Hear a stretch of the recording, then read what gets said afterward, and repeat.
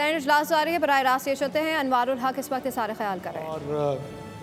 سمجھنے کی جسارت کریں، کوشش کریں کہ آخر ہمیں کس چیز کا سامنا ہے۔ پہلگام کا واقعہ جس میں 29 یا 28 بے گناہ لوگوں کی جانیں گئی، اور اس بے گناہ لوگوں کی جو جانیں ہیں وہ لاکھوں کشمیری جانیں جو اس جائز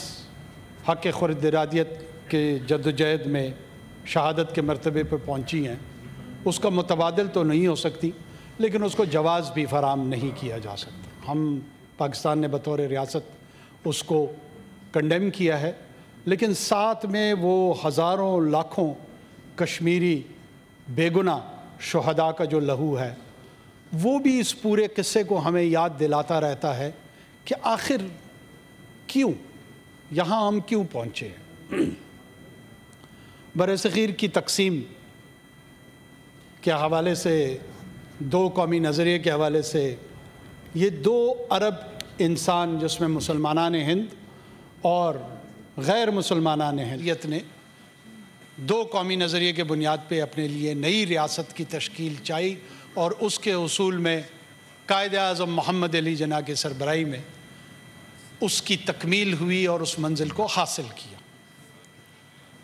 اس منزل کے حصول کے بعد بدقسمتی سے خطے میں اس کو ویوی سیکشن آف مدر انڈیا سے تعبیر کر کے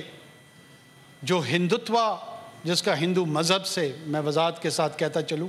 کوئی تعلق نہیں ہے، یہ Brahmin political ideology, distorted Brahmin political ideology کی ریفلیکشن ہے، وہ اس کو مدر انڈیا کی ویوی سیکشن تقسیم سمجھتی ہے، اور اس کے تحت ایک نفرت کی فضا، ایک نفرت ایموشنز کی بنیاد پہ روز اول سے ریاست پاکستان کے خلاف اس کی ابتدا کی گئی۔ مختلف جگہوں پہ ہمیں اس کا مظہر ملتا ہے، لیکن خصوصی طور پہ کشمیر میں جس طریقے سے ریاستی جبر، ریاستی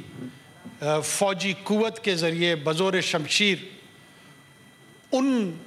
کی پاپولیشن کی مرضی کے خلاف قبضہ جمایا گیا، اس قبضے کے جواز کو کشمیری حریت قیادت نے سال ہا سال سے نسل در نسل سے ریزسٹ کیا، مزاحمت کی، اور اس مزاحمت کے نتیجے میں کبھی بھی اس کو قانونی جواز اور شکل فراہم نہیں کی۔ جو کشمیری شناخت جس نے یہ فیصلہ کرنا تھا کہ یہ کشمیری شناخت دریائے سندھ کی طرح شامل ہوگی پاکستانی شناخت میں یا ہندوستانی شناخت میں، یہ فیصلہ اب تک کشمیریوں کو یہ حق میسر نہیں آیا جو انڈین انڈیپینڈنس ایکٹ کے تحت ان کو حاصل تھا۔